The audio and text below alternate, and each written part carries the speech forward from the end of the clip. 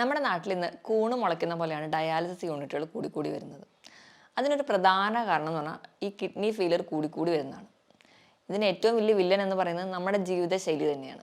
നമ്മുടെ ജീവിതശൈലിയായിട്ടോ അല്ലെങ്കിൽ നമ്മൾ ചെയ്യുന്ന പല തെറ്റുകളാണ് കിഡ്നീനെ അപകടത്തിലാക്കുന്നത്. ഈ വീഡിയോയിലൂടെ നമ്മൾ ചെയ്യുന്ന എന്തൊക്കെ തെറ്റുകളാണ് കിഡ്നി ഫെയിലിയറിലോട്ട് പോകുന്നത്, നമുക്ക് ഏതൊക്കെ ഭക്ഷണം കഴിച്ചാൽ ഒരു പരിധി വരെ കിഡ്നീനെ സംരക്ഷിക്കാം എന്ന് ഡീറ്റെയിൽ ആയിട്ട് നോക്കാം. ഞാൻ ഡോക്ടർ പ്രിയ, Q1B ഹെൽത്ത് കെയറിലെ ഹോമിയോപ്പതിക് ഫിസിഷ്യനാണ്. നമ്മൾ ചെയ്യുന്ന ചില തെറ്റുകൾ നമ്മൾ തന്നെ അറിയാതെ ചെയ്യുന്ന തെറ്റുകളായിട്ടോ നമ്മൾ അറിയുന്ന ഒരുപാട് തെറ്റുകൾ നമ്മൾ ചെയ്യുന്നതുകൊണ്ടോ കിഡ്നി ഇന്ന് കംപ്ലീറ്റ് ഫെയിലിയറിലോട്ട് പോകുന്നുണ്ട്. കിഡ്നി എന്ന് പറഞ്ഞാൽ നമ്മുടെ ശരീരത്തിൽ A to Z പ്രവർത്തനങ്ങളെ മാനേജ് ചെയ്യുന്ന ഒരാളാണ്. മൂത്രം മരിച്ച് പുറന്തള്ളുക എന്നുള്ളത് മാത്രമല്ല, നമ്മുടെ ശരീരത്തിലെ മറ്റു പല പ്രവർത്തനങ്ങൾക്ക് സഹായിക്കുന്നുണ്ട്. ചുവന്ന രക്താണുക്കളുടെ ലെവൽ മെയിൻറ്റെയിൻ ചെയ്യാൻ എറിത്രോപോയിറ്റിൻ എന്ന് പറയുന്ന ഹോർമോൺ ഉണ്ടാക്കുന്നു, വൈറ്റമിൻ ഡിയുടെ ലെവൽ മെയിൻറ്റെയിൻ ചെയ്യുന്നു, BP കൺട്രോൾഡ് ആക്കി നിർത്തുന്നു. ഇവയൊക്കെ കിഡ്നിയുടെ പ്രവർത്തനം കൊണ്ടാണ്. നമുക്ക് വേണ്ട ധാതുക്കളെയും ലവണങ്ങളെയൊക്കെ സോർട്ട് ഔട്ട് ചെയ്തെടുക്കുന്നതും ഈ കിഡ്നി തന്നെയാണ്. അപ്പം നമ്മുടെ ശരീരത്തിലെ ഒട്ടുമിക്ക പ്രവർത്തനങ്ങൾക്ക് സഹായിക്കുന്നതാണ് കിഡ്നി. ചെറിയ ചെറിയ അപകടങ്ങളൊക്കെ വന്നാലും കിഡ്നി പുറത്തോടുന്ന ലക്ഷണങ്ങൾ കാണിക്കാതെയൊക്കെ ഒരു പരിധി വരെ മാനേജ് ചെയ്തു പോകും. പക്ഷെ നമ്മൾ ചെയ്യുന്ന ചില തെറ്റുകൾ എന്തൊക്കെയാണെന്ന് തിരിച്ചറിഞ്ഞ് നമ്മൾ അതൊന്നും ചെയ്യാതിരുന്നാൽ തന്നെ ഒരു പരിധി വരെ നമുക്ക് കിഡ്നി ഫെയിലിയർ തടയാൻ പറ്റും. ഏറ്റവും ഒന്നാമതായിട്ട് പറയുകയാണെങ്കിൽ നമ്മൾ തന്നെ നമ്മളെ ചികിത്സിക്കുക.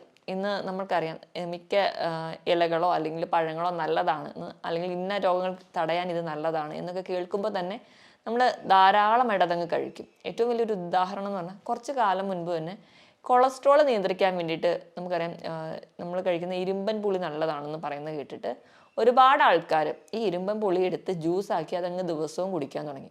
അവിടെ കൊളസ്ട്രോൾ മെയിൻറ്റെയിൻ അല്ലെങ്കിൽ കൊളസ്ട്രോൾ കുറയ്ക്കാൻ വേണ്ടിയാണ് നമ്മളിത് കഴിച്ചിരുന്നതെങ്കിൽ ഇപ്പുറത്തെ സൈഡിൽ ഓക്സലേറ്റുകൾ അടിഞ്ഞ് കിഡ്നി ഡാമേജ് ആവുകയാണ്. നമ്മൾ തന്നെയാണ് നമുക്ക് രോഗങ്ങൾ ഉണ്ടാക്കി വെക്കുന്നത്. ഇതുപോലെയാണ് മറ്റ് പല കണ്ടീഷൻസ് എടുക്കുകയാണെങ്കിലും ചില ഇലക്കറികൾ പൊതുവേ നമുക്ക് ശരീരത്തിന് നല്ലതാണ്. അപ്പോൾ ഇലക്കറികൾ പാകം ചെയ്ത് കഴിക്കുകയാണെങ്കിൽ നമുക്ക് ദോഷമില്ല. ഇത് തന്നെ നമ്മൾ അരച്ച് പിഴിഞ്ഞ് ജ്യൂസായി കുടിക്കുന്ന ആരാണെങ്കിൽ ഇത് നമ്മുടെ കിഡ്നിനെ നശിപ്പിക്കുന്നു. നെല്ലിക്ക നമുക്ക് നല്ലതാണ്, ഏറ്റവും നല്ലപോലെ വൈറ്റമിൻ സി ഉണ്ട്, ഏറ്റവും നല്ല റിച്ച് സോഴ്സ് ആണെന്ന് നമുക്കറിയാം. എന്നാൽ കുറച്ച് അധികം വൈറ്റമിൻ സി കിട്ടിക്കോട്ടെ എന്ന് ഓർത്തിട്ട് കോവിഡ് കാലങ്ങൾക്ക് അല്ലെങ്കിൽ പല ഇൻഫെക്ഷൻസ് തടയാൻ വേണ്ടിയിട്ട് നമ്മൾ ചെയ്യുന്ന ഒന്നാണ് ഒരു ദിവസം ഒരു 8-10 നെല്ലിക്ക എടുത്ത് അരച്ച് ജ്യൂസാക്കി കുടിക്കുക. അത് നമുക്ക് ദോഷം ചെയ്യും. ദിവസം 1-2 നെല്ലിക്ക അത്രയും നമ്മുടെ ശരീരത്തിന് ആവശ്യമുള്ളൂ. ഞാൻ ഈ പറഞ്ഞതെല്ലാം നിങ്ങൾ ജ്യൂസാക്കി കഴിക്കുകയാണെങ്കിലാണ് പ്രശ്നം ഉണ്ടാവുക. നമ്മൾ പാകം ചെയ്തിട്ടാണ് കഴിക്കുന്നതെങ്കിൽ നമ്മൾ ഇപ്പോൾ ചീരയൊക്കെ ആണെങ്കിൽ ഒരു ലിമിറ്റിൽ നമുക്ക് കുക്ക് ചെയ്ത് കഴിക്കുകയാണെങ്കിൽ നമുക്ക് കുഴപ്പമില്ല. നമ്മൾ ജ്യൂസാക്കി കഴിക്കുമ്പോഴാണ് ഈ പറഞ്ഞ പ്രശ്നങ്ങൾ ഉണ്ടാവുന്നത്. ഇനി അടുത്തൊരു പ്രശ്നം എന്ന് പറഞ്ഞാൽ പെയിൻ കില്ലേഴ്സിൻ്റെ അധികമായിട്ടുള്ള ഉപയോഗം. ഡോക്ടേഴ്സിനെ കാണാനോ അല്ലെങ്കിൽ ഡോക്ടറെ കാണാനുള്ള ബുദ്ധിമുട്ട് കൊണ്ടോ ഒരു സമയലാഭത്തിന് വേണ്ടിയിട്ടോ സ്വയം ചികിത്സിക്കുക. പനി വരുമ്പോൾ ഉടനെ പാരസെറ്റമോളോ അല്ലെങ്കിൽ മറ്റ് പെയിൻ കില്ലേഴ്സോ അല്ലെങ്കിൽ ടെമ്പറേച്ചർ കുറയ്ക്കാൻ മറ്റ് ടാബ്ലറ്റ്സോ ഡിപ്പെൻഡ് ചെയ്യുക. ഇങ്ങനെയൊക്കെ ചെയ്യുന്നതിൻ്റെ ഭാഗമായിട്ട് ഡോക്ടറുടെ കൺസൾട്ടേഷൻ ഇല്ലാതെ മെഡിസിൻസ് എടുക്കുന്നതിൻ്റെ ഭാഗമായിട്ട് കിഡ്നി ഫെയിലിയറിലോട്ട് പോകാം.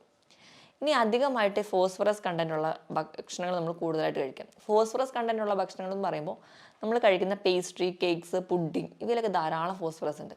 ഇവ നമ്മുടെ ശരീരത്തിൽ അധികമായിട്ട് ചെന്ന് കഴിഞ്ഞാൽ പ്രശ്നമാണ്. അതുപോലെ തന്നെ സോഡിയത്തിൻ്റെ അളവ് കൂടിയാലും നമുക്കറിയാം BP കൂടാനൊരു കാരണം എന്ന് പറഞ്ഞാൽ സോഡിയം കൂടുന്നതാണ്. സോഡിയം എന്ന് പറയുമ്പോൾ സോഡിയം ക്ലോറൈഡ് ഫോമിൽ ഉപ്പായിട്ട് നമ്മൾ കഴിക്കുന്നത് വറുത്തതും പൊരിച്ചതുമായിട്ടുള്ള എല്ലാ വസ്തുക്കളിലും ഹോട്ടൽ ഫുഡുകളിൽ പ്രത്യേകിച്ച് അതൊന്നും കേടുകൂടാതിരിക്കാനും അതുപോലെ തന്നെ ഒന്ന് ടേസ്റ്റ് കൂടാനും ആവശ്യത്തിലും കൂടുതൽ ഉപ്പാണ് ഉപയോഗിക്കുന്നത്. നമുക്ക് ദിവസവും കഴിക്കാവുന്ന ഉപ്പിൻ്റെ അളവ് എന്ന് പറഞ്ഞാൽ 5 ഗ്രാം ആണെങ്കിൽ അതിലും അധികം നമ്മുടെ ശരീരത്തിൽ ചെല്ലുമ്പോൾ അത് നമുക്ക് കിഡ്നി ഡാമേജിലോട്ട് എത്തിക്കുന്നുണ്ട്. ഇതൊക്കെ നമ്മൾ അറിയാതെ അല്ലെങ്കിൽ അറിഞ്ഞുകൊണ്ടോ ചെയ്യുന്ന ഒരുപാട് തെറ്റുകളാണ്. മദ്യപാനം, പുകവലി പോലെയുള്ള ശീലങ്ങൾ ഉണ്ടെങ്കിൽ അത് മറ്റ് ഓർഗൻസിനെ അഫക്റ്റ് ചെയ്യുന്നത് തന്നെ കിഡ്നിനെയും ബാധിക്കുന്നുണ്ട്. മദ്യം എന്ന് പറയുന്ന ഒരു ഡീഹൈഡ്രേറ്റിംഗ് ഏജൻറ്റാണ്. അപ്പോൾ നമ്മുടെ ശരീരത്തിലെ വെള്ളത്തിനെ മുഴുവൻ ഊറ്റി കളയുകയും അത് നമ്മുടെ കിഡ്നിക്ക് സ്ട്രെയിൻ ചെയ്യുകയും അത് നമുക്ക് കിഡ്നി ഫെയിലിയറിലോട്ട് പോകും. പുകവലി എന്ന് പറയുമ്പോൾ അവിടെ ഉണ്ടാകുന്ന നിക്കോട്ടിൻ എന്ന് പറയുന്ന പ്രൊഡക്റ്റ് രക്തക്കുഴലിൽ അടിയുകയും അത് അടിയുന്ന ഭാഗമായിട്ട് കിഡ്നി ഫെയിലിയറിലോട്ട് പോകാം. കാരണം കിഡ്നിക്ക് വേണ്ട രീതിയിലുള്ള രക്തം പമ്പ് ചെയ്ത് എത്തുന്നില്ലാത്തതുകൊണ്ട്. അതുപോലെ നമ്മൾ വേണ്ട രീതിയിൽ വെള്ളം കുടിക്കാതിരുന്നാലും കിഡ്നീനെ ബാധിക്കും. നമ്മൾ ദാഹിക്കുമ്പോൾ മാത്രം വെള്ളം കുടിക്കുക അല്ലെങ്കിൽ ചോറുണ്ട് കഴിഞ്ഞ് ഒരു ഗ്ലാസ് വെള്ളം കുടിക്കുക, ഈ ഒരു ശീലമുള്ളവരാണെങ്കിൽ നമ്മുടെ ശരീരഭാരത്തിനനുസരിച്ച് വെള്ളം നമ്മുടെ ശരീരത്തിൽ എത്തിയില്ലെങ്കിലും നമുക്ക് കിഡ്നിക്ക് ഫെയിലിയറിലോട്ട് പോകാൻ കാരണമാകും. കാരണം നമ്മുടെ ശരീരഭാരം എടുക്കുകയാണെങ്കിൽ 25 കിലോയ്ക്ക് 1 ലിറ്റർ വെള്ളം, ഇതാണ് കണക്ക്. ഈ ഒരു കണക്കിൽ നമ്മൾ എന്തായാലും നിർബന്ധമായിട്ട് വെള്ളം കുടിക്കണം.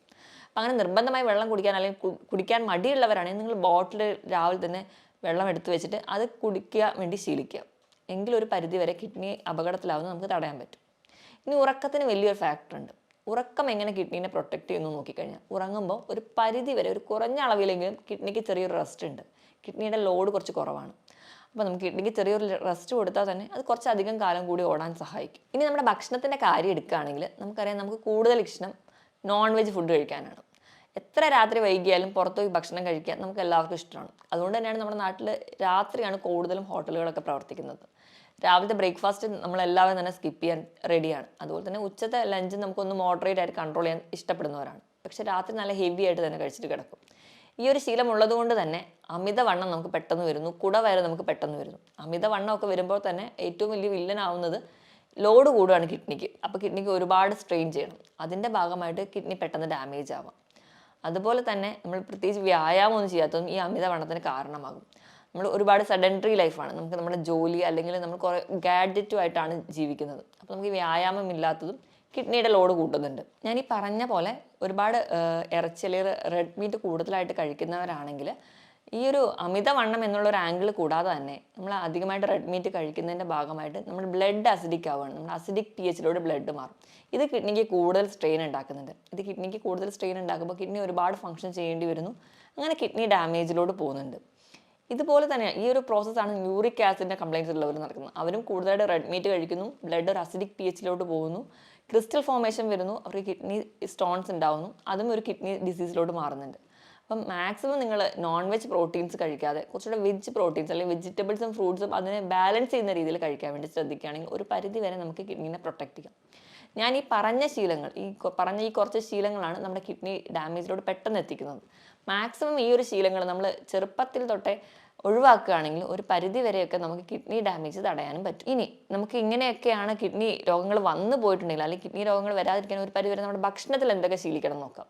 അപ്പം ഡയബറ്റീസോ BP കൊളസ്ട്രോൾ പോലെയുള്ള രോഗങ്ങളുള്ളവരാണെങ്കിൽ നിങ്ങൾ ബേസിക്കായിട്ട് അത് കൺട്രോൾ ചെയ്യുമ്പോൾ തന്നെ ഒരു പരിധി വരെ നമുക്ക് കിഡ്നിയുടെ ഡാമേജ് ഒക്കെ കൺട്രോൾ ചെയ്യാൻ പോകാം. അപ്പോൾ നമുക്ക് കിഡ്നീനെ പ്രൊട്ടക്ട് ചെയ്യാൻ വേണ്ടി നമ്മൾ കഴിക്കേണ്ട ചില ഭക്ഷണങ്ങൾ എന്തൊക്കെയാണെന്ന് നോക്കാം. ഒന്നാമതായിട്ട് ക്യാപ്സിക്കം.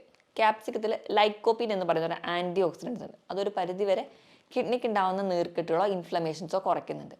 അതുപോലെ തന്നെ ധാരാളം ഫൈബേഴ്സും വൈറ്റമിൻ B6 ഒക്കെ ഫോളേറ്റ്സും ഒക്കെ ഈ ക്യാപ്സിക്കത്തിലുണ്ട്. ഈ ഫോളേറ്റ്സും വൈറ്റമിൻ B6 ഒക്കെ ഉള്ളതുകൊണ്ട് തന്നെ ഒരു പരിധി വരെ നമുക്ക് RBC പ്രൊഡക്ഷന് സഹായിക്കും. അപ്പോൾ കിഡ്നി ഡാമേജ് ഒക്കെ ആയിട്ട് എറിത്രോപോയിറ്റിനൊക്കെ കുറഞ്ഞ രീതി നിൽക്കുകയാണെങ്കിൽ നമുക്ക് HB കുറയുന്നത് കാണാം. നല്ലപോലെ ക്ഷീണമൊക്കെ ഉള്ളവരാണെങ്കിൽ ഇത് കഴിച്ചാൽ ഒരു കുറച്ചൊക്കെ മാനേജ് ചെയ്യുന്നത് കാണാൻ പറ്റും. ഇതുപോലെ തന്നെ ക്യാബേജിലും ഈ പറഞ്ഞ രീതിയിൽ ഫോളേറ്റ്സും ഫൈബേഴ്സും ഒക്കെ ധാരാളം അടങ്ങിയിട്ടുണ്ട്. ഇവ നമ്മുടെ കിഡ്നിനെ പ്രൊട്ടക്ട് ചെയ്യാനും ഒരു പരിധിവരെ നീർക്കെട്ടുകൾ കുറയ്ക്കുന്നതിന് സഹായിക്കും. ഇനി നമുക്ക് മഞ്ഞൾ നല്ലൊരു ആൻറ്റി ഓക്സിഡൻ്റ് ആണ് നമുക്കറിയാം. അതുപോലെ തന്നെ മഞ്ഞളിലുള്ള ആൻറ്റി ഓക്സിഡൻ്റ് കുർക്കുമിൻ എന്ന് പറയുന്നത് നമ്മുടെ കിഡ്നിയിൽ ഉണ്ടാകുന്ന നീർക്കെട്ടുകൾ ഒരു പരിധി വരെ കുറയ്ക്കുന്നുണ്ട്. ഇനി മറ്റൊന്ന് പറഞ്ഞാൽ ഒലിവ് ഓയിലാണ്. ഒലിവ് ഓയിൽ എന്ന് പറയുന്നത് നമുക്കറിയാം നല്ലൊരു ആൻറ്റി ഓക്സിഡൻ്റ് ആണ്. അതുപോലെ ഇതിൽ അടങ്ങിയിട്ടുള്ള ഫാറ്റി ആസിഡ് എന്ന് പറയുന്നത് ഒലീക് ആസിഡ്, ഇവ നമുക്ക് കിഡ്നിക്ക് ഉണ്ടാകുന്ന ഒരു സ്ട്രെയിൻ കുറയ്ക്കുന്നതായിട്ട് കാണാം. ഒലിവ് ഓയിൽ നമുക്ക് ഏറ്റവും നല്ലതെന്ന് പറഞ്ഞാൽ സാലഡിലൊക്കെ ഒരു ഡ്രസ്സിംഗ് ആയിട്ട് ഉപയോഗിക്കാം. ഒരിക്കലും കുക്ക് ചെയ്യാൻ വേണ്ടിയിട്ടല്ല, ജസ്റ്റ് സാലഡൊക്കെ ഉണ്ടാക്കി അതിൻ്റെ മുകളിലൊരു ഡ്രസ്സിംഗ് ആയിട്ട് ഒലിവ് ഓയിൽ കഴിക്കുകയാണെങ്കിൽ നിങ്ങൾക്ക് നല്ലതാണ്. അതുപോലെ തന്നെ അതിൽ ധാരാളം omega-3 ഫാറ്റി ആസിഡ്സും ഉണ്ട്. ഇനി ഏറ്റവും നല്ലതെന്ന് പറയുന്നത് ആപ്പിളാണ്. ആപ്പിൾ ധാരാളം ഫൈബേഴ്സ് ഉണ്ട്. ഈ ഫൈബേഴ്സ് നമുക്കിപ്പം കുടലിലോ അല്ലെങ്കിൽ നമ്മുടെ ശരീരത്തിലുണ്ടാകുന്ന പല ടോക്സിൻസിനെ പെട്ടെന്ന് തന്നെ പുറം തള്ളിക്കളയാൻ വേണ്ടിയിട്ട് നമുക്ക് ഈ ഫൈബേഴ്സ് നമ്മളെ സഹായിക്കുന്നുണ്ട്. അപ്പോൾ നിങ്ങൾക്ക് കഴിക്കാവുന്ന ഒരു ഫ്രൂട്ടാണ് ആപ്പിൾ.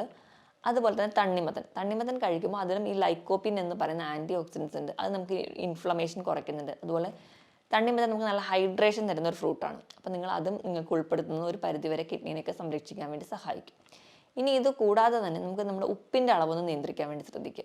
കിഡ്നീനെ അപകടത്തിലാക്കുന്നതിന് മുൻപ് നിങ്ങളുടെ ഉപ്പിൻ്റെ അളവ് നിങ്ങൾ കഴിക്കുമ്പോൾ മാക്സിമം വറുത്തതും പൊരിച്ചതൊക്കെ ഒഴിവാക്കിയിട്ട് ഇതൊക്കെ കഴിക്കുന്നതിനോടൊപ്പം തന്നെ നിങ്ങളുടെ ഉപ്പിൻ്റെ അളവ് മെയിൻറ്റെയിൻ ചെയ്യുക. മാക്സിമം നിങ്ങൾ ഫുഡൊക്കെ കഴിക്കുമ്പോൾ ഒരു 4 ഗ്രാമിലൊക്കെ കൂടാതിരിക്കാൻ വേണ്ടി ശ്രദ്ധിക്കുക. അപ്പോൾ നമുക്ക് ഉപ്പിൻ്റെ അളവ് മെയിൻറ്റെയിൻ ചെയ്യുന്ന ഒരു പരിധി വരെ കിഡ്നി ഡാമേജ് ഒക്കെ കുറയ്ക്കാൻ പറ്റും. ഇനി ഭക്ഷണത്തിൽ ഉൾപ്പെടുത്തേണ്ട ഒന്നാണ് വെളുത്തുള്ളിയിൽ അല്ലിസിൻ എന്ന് പറയുന്ന ഒരു കണ്ടന്റ് ഉണ്ട്. ഇതും നമുക്കൊരു പരിധി വരെ കിഡ്നി ഡാമേജ് കുറയ്ക്കാൻ പറ്റും. അതുപോലെ ഇഞ്ചിയിൽ അടങ്ങിയിട്ടുള്ള കണ്ടന്റ് നമുക്ക് ശരീരത്തിലുണ്ടാകുന്ന നീർക്കെട്ടുകൾ കുറയ്ക്കുന്നു. അതുപോലെ തന്നെ കിഡ്നി ഡാമേജ് ഉണ്ടാകുമ്പോൾ ഒരുപാട് പേർക്ക് ഉണ്ടാകുന്ന ഒരു ബുദ്ധിമുട്ടാണ് നടുവിന് കഴപ്പ്, നടുവേദനയൊക്കെ.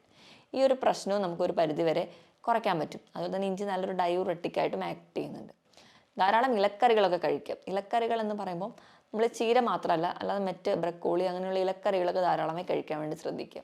ഇപ്പോഴും പാചകം ചെയ്ത് കഴിക്കുമ്പം ഇതിൽ നിന്ന് നമുക്ക് നമ്മുടെ RBC പ്രൊഡക്ഷൻ ആവശ്യമായിട്ടുള്ള വൈറ്റമിൻസോ അല്ലെങ്കിൽ മിനറൽസോ അല്ലെങ്കിൽ അയണൊക്കെ നമുക്ക് കിട്ടുന്നുണ്ട്. നമുക്ക് ഈ ഒരു RBC കുറയുന്നതുകൊണ്ടോ അല്ലെങ്കിൽ HB കുറയുന്നതുകൊണ്ടോ ഉണ്ടാകുന്ന ക്ഷീണവും ഒരു പരിധി വരെ കുറയ്ക്കാൻ പറ്റും. ഈ പറഞ്ഞ രീതിയിലൊക്കെ ഭക്ഷണം കഴിക്കുകയാണെങ്കിൽ ഒരു പരിധി വരെയൊക്കെ നമുക്ക് നമ്മുടെ കിഡ്നിനെ സംരക്ഷിച്ച് നിർത്താൻ പറ്റും. ഇനിയിപ്പോൾ നമ്മൾ കഴിക്കുന്ന ഭക്ഷണത്തിൽ പ്രോട്ടീൻ്റെ അളവ് നോക്കുകയാണെങ്കിൽ 1 കിലോയ്ക്ക് 1 ഗ്രാം ഇതാണ് നമ്മൾ കഴിക്കുന്ന പ്രോട്ടീൻ്റെ അളവ്. അതായത് ഒരു 70 കിലോ ഉള്ള ഒരാളാണെങ്കിൽ 70 ഗ്രാം പ്രോട്ടീൻ അവർക്ക് കഴിക്കാം ഒരു ദിവസം. കിഡ്നി ഡാമേജ് ഒക്കെ സ്റ്റാർട്ട് ചെയ്തു അല്ലെങ്കിൽ ചെറിയ ചെറിയ ലക്ഷണങ്ങളൊക്കെ കണ്ടു തുടങ്ങിയിട്ടുണ്ടെങ്കിൽ നിങ്ങളുടെ പ്രോട്ടീൻ്റെ അളവ് കുറയ്ക്കുക. എപ്പോഴും നിങ്ങൾ പ്രിഫർ ചെയ്യേണ്ടത് വെജിറ്റബിൾ പ്രോട്ടീൻസ് ആണ്. പയർ, കടല, പരിപ്പ്, കൂണ്, അതേപോലെ പനീർ ഇവയൊക്കെ കൂടുതലായിട്ട് കഴിക്കുക. മാക്സിമം നിങ്ങൾ അനിമൽ പ്രോട്ടീൻസ്, റെഡ് മീറ്റ് ഒക്കെ കുറയ്ക്കാൻ വേണ്ടി ശ്രദ്ധിക്കുക. അപ്പോൾ ഒരു കിഡ്നി പേഷ്യൻസ് ആയിക്കഴിഞ്ഞാൽ നിങ്ങൾ കഴിക്കേണ്ട പ്രോട്ടീൻ്റെ അളവെന്ന് പറഞ്ഞാൽ നിങ്ങളുടെ 1 കിലോയ്ക്ക് 0.8 ഗ്രാം മാത്രമേ പ്രോട്ടീൻ കഴിക്കാൻ പാടുള്ളൂ. ഇനി കൊഴുപ്പ് കഴിക്കുകയാണെങ്കിൽ നമ്മളൊരു ദിവസം കഴിക്കേണ്ട കൊഴുപ്പിൻ്റെ വെയിറ്റ് എന്ന് പറഞ്ഞാൽ 50 ഗ്രാം കൊഴുപ്പാണ്. കിഡ്നി ഡാമേജ് ഒക്കെ സ്റ്റാർട്ട് ചെയ്യുകയാണ്, അതിൻ്റെ ലക്ഷണങ്ങളൊക്കെ കണ്ടു തുടങ്ങിയിട്ടുണ്ടെങ്കിൽ കൊഴുപ്പ് ഒരു ദിവസം ഒരു 25 ഗ്രാം മാത്രമേ കഴിക്കാവുള്ളൂ. പകുതിയായിട്ട് കുറയ്ക്കണം. അതുപോലെ സോഡിയം, പൊട്ടാസ്യം ഒക്കെ ലെവൽ മെയിൻറ്റെയിൻ ചെയ്യാൻ വേണ്ടി ശ്രദ്ധിക്കുക. സോഡിയം ഞാൻ പറഞ്ഞ പോലെ വറുത്തതും പൊരിച്ചതൊക്കെ ഒന്ന് ഒഴിവാക്കുകയാണെങ്കിൽ, പപ്പടം, അച്ചാർ, ഉപ്പിലിട്ടതൊക്കെ ഒഴിവാക്കുകയാണെങ്കിൽ ഒരു പരിധി വരെ നമുക്ക് കൺട്രോൾ ചെയ്യാം. പൊട്ടാസ്യത്തിൻ്റെ ലെവൽ മെയിൻറ്റെയിൻ ചെയ്യാൻ വേണ്ടി നിങ്ങൾ അധികം പൊട്ടാസ്യമുള്ള ഭക്ഷണങ്ങളാണെങ്കിൽ ഒന്ന് ഒഴിവാക്കുക. കൂടുതലായിട്ട് പൊട്ടാസ്യം അടങ്ങിയിരിക്കുന്നത് കരിക്ക്, ഏത്തപ്പഴം, മാതളം ഇവയിലൊക്കെയാണ്. മാക്സിമം നിങ്ങൾ കഴിയുമ്പോൾ ഫ്രൂട്ട്സ് തിരഞ്ഞെടുക്കുമ്പോൾ പൊട്ടാസ്യം കുറവുള്ള പൈനാപ്പിൾ, ആപ്പിൾ, ബെറീസ്, പേരയ്ക്ക ഇവയൊക്കെ കൂടുതലായിട്ടും തിരഞ്ഞെടുക്കാൻ വേണ്ടി ശ്രദ്ധിക്കുക. ഇനി ഏത്തപ്പഴമൊക്കെ കഴിക്കാൻ താല്പര്യം ഉണ്ടെങ്കിൽ വല്ലപ്പോഴും കഴിക്കുമ്പോൾ പുഴുങ്ങി കഴിക്കുകയാണെങ്കിൽ ഒരു പരിധി വരെയൊക്കെ നമുക്ക് സോഡിയം, പൊട്ടാസ്യത്തിൻ്റെ അളവ് കുറയ്ക്കാൻ പറ്റും. ഞാൻ ഈ പറഞ്ഞ രീതിയിലൊക്കെ ഭക്ഷണം കൂടുതലായിട്ട് ഹെൽത്തി ആയിട്ട് കഴിക്കുക, കൃത്യമായിട്ട് വ്യായാമം ചെയ്യുക, നല്ല രീതിയിൽ കൃത്യമായിട്ട് ഉറങ്ങുക. അതായത് ഒരു 6-7 മണിക്കൂർ കൃത്യമായിട്ട് തന്നെ ഉറങ്ങാൻ വേണ്ടി ശീലിക്കുക. വ്യായാമം ആഴ്ചയിൽ 5 ദിവസമെങ്കിലും മാക്സിമം നിർബന്ധമായിട്ട് തന്നെ ചെയ്യാൻ വേണ്ടി ശ്രദ്ധിക്കുക. നല്ല രീതിയിൽ തന്നെ നിങ്ങൾക്ക് ആവശ്യത്തിന് വേണ്ടിയുള്ള വെയിൽ കൊള്ളുക, കൃത്യമായി വെള്ളം കുടിക്കുക. അപ്പോൾ നിങ്ങൾക്ക് കുറച്ചുകൂടി ഹെൽത്തി ആയിട്ട് ഇരിക്കാൻ പറ്റും. അതുപോലെ ഞാൻ ആദ്യം പറഞ്ഞ രീതിയിലുള്ള തെറ്റുകൾ മാക്സിമം ഒഴിവാക്കുക. അങ്ങനെയാണെങ്കിൽ ഒരു പരിധി വരെ നമുക്ക് നമ്മുടെ കിഡ്നീനെ പ്രൊട്ടക്റ്റ് ചെയ്യാൻ പറ്റും. ഞാൻ ഈ പറഞ്ഞ കാര്യത്തിൽ എന്തെങ്കിലും ഡൗട്ട് ഉണ്ടെങ്കിൽ നിങ്ങൾ താഴെ കാണുന്ന നമ്പറിൽ കോൺടാക്ട് ചെയ്യുക. മറ്റൊരു ഹെൽത്ത് ടോപ്പിക്കുമായിട്ട് വീണ്ടും കാണുന്നത് വരെ നന്ദി.